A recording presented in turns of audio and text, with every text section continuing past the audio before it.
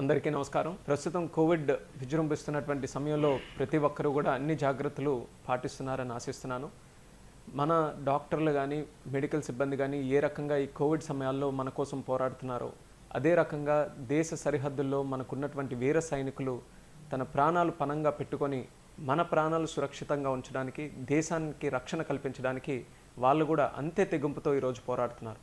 అటువంటి ఒక సైనికుడే లావేటి ఉమామహేశ్వరరావు, మన శ్రీకాకుళం జిల్లాకు చెందినటువంటి వ్యక్తి. గత వారంలో ఆయన బాంబ్ డిఫ్యూజల్ స్క్వాడ్లో ఒక ప్రత్యేక కార్యక్రమంలో మరి ఆయన ప్రాణాలు కూడా పోగొట్టుకోవడం జరిగింది. మరి దగ్గరలో ఆసుపత్రికి ఆ ఇన్సిడెంట్ జరిగిన తర్వాత తీసుకువెళ్తున్నప్పుడే ప్రాణాలు విడిచాడు.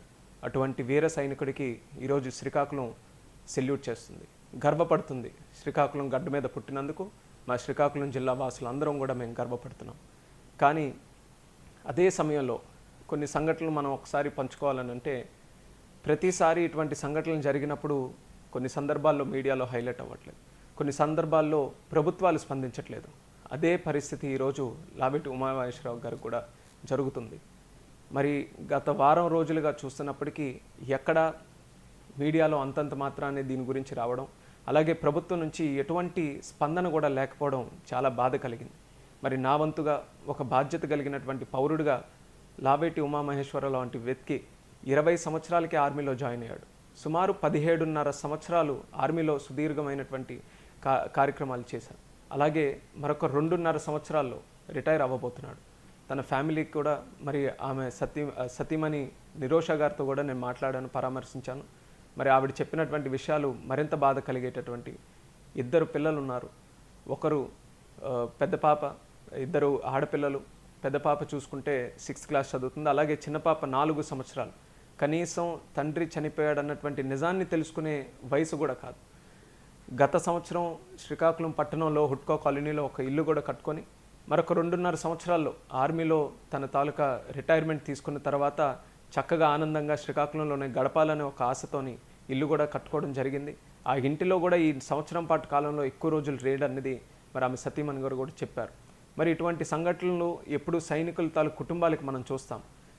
పరామర్శించినప్పటికీ, ఒక ధైర్యం కల్పించినప్పటికీ నా వంతుగా ఇంకా ఏదో చేయాలన్నటువంటి తపన నాలో ఉండడంతో మరి ఈరోజు ఆ కుటుంబానికి, వాళ్ళిద్దరు పిల్లలకి భవిష్యత్తులో చదువుకోవడానికి కోసం చెరొక 25,000 రూపాయలతో వాళ్ళ ఎడ్యుకేషన్ కోసం ఫిక్స్డ్ డిపాజిట్స్ నేను ఖచ్చితంగా చేస్తానని వాళ్ళకి హామీ ఇస్తున్నాను.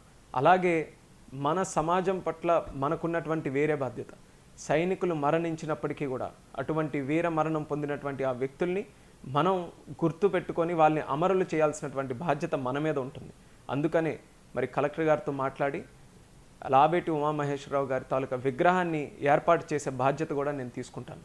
అది కూడా ఎక్కడనంటే ఆయన చదువుకున్నటువంటి స్కూల్లోనైనా, లేకపోతే ఒక లైబ్రరీ దగ్గరైనా, ఒక జిమ్ కానీ స్పోర్టింగ్ ఫెసిలిటీ దగ్గరైనా. ఎందుకనంటే యువత ఎక్కువగా వచ్చేటటువంటి ప్రదేశాలు, యువత సందర్శించేటటువంటి ప్రదేశాల్లో ఉమామహేశ్వరరావు గారి తాలూకా విగ్రహాన్ని కానీ మనం ఏర్పాటు చేసుకోగలిగితే భావితరాలు ఉన్నటువంటి పౌరులకి దేశభక్తితో మరింత ముందుకు నడవడానికి అవకాశం ఉంటుంది. కాబట్టి ఖచ్చితంగా ఆ కార్యక్రమం చేయాలని నేను నిర్ణయించుకొని కలెక్టర్ గారి దగ్గర పర్మిషన్ తీసుకొని, ఇందాక చెప్పినట్టు ఏ ప్రదేశంలో చక్కగా అవకాశం కలిగితే అందరి తాలూకా సహకారం తీసుకొని అది కూడా నేను ఖచ్చితంగా ఏర్పాటు చేస్తాననేది కూడా మరి సమాజం పట్ల ఉన్నటువంటి బాధ్యతతో ఒక భారతీయుడిగా అది కూడా నేను చెప్పడం జరుగుతుంది.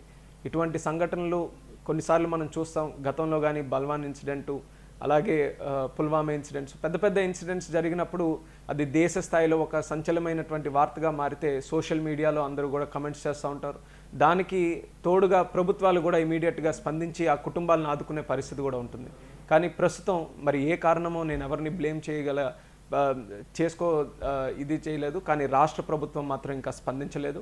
రాష్ట్ర ప్రభుత్వం ముందుకు రావాలి, ఆ కుటుంబానికి ధైర్యం కల్పించి వాళ్ళకు కూడా సముచితమైనటువంటి సహకారం కూడా వాళ్ళు అందించాలని కూడా రాష్ట్ర ప్రభుత్వానికి నేను కోరుతున్నాను. ఇటువంటి సైనికులు ఎప్పుడు మరణించినా సరే భవిష్యత్తులో కూడా జరగవచ్చు. ఎందుకనంటే వాళ్ళు ప్రాణాలు లెక్క చేయకుండా ఈరోజు బార్డర్లో పోరాడుతూ ఉంటారు. వాళ్ళకు ఉండేటటువంటి ఏకైక నమ్మకం ఏంటంటే, దేశం మన కుటుంబంగా మనం భావించి వాళ్ళ కోసం మనం ఇక్కడ పోరాడుతున్నాం.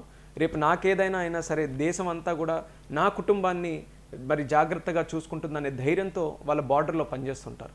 కాబట్టి ఈరోజు లావేటి ఉమామహేశ్వరరావు గారు లేనప్పటికీ వాళ్ళ కుటుంబం బాధపడుతుందనంటే ఆ బాధ మనకి సిగ్గుచేటు అవుతుంది. కాబట్టి వాళ్ళు బాధపడకుండా వాళ్ళు గర్వంగా బ్రతికే విధంగా లావేటి ఉమామహేశ్వరరావు ఎప్పుడు కూడా అమరుడుగా బ్రతికేటటువంటి విధంగా మనం ఖచ్చితంగా ఆ కార్యక్రమాన్ని చేద్దామని మరొకసారి అందరికీ కూడా పిలుపునిస్తున్నాను. ఇటువంటి కార్యక్రమాలు ప్రతి ఒక్కరు కూడా చొరవ చూపించండి.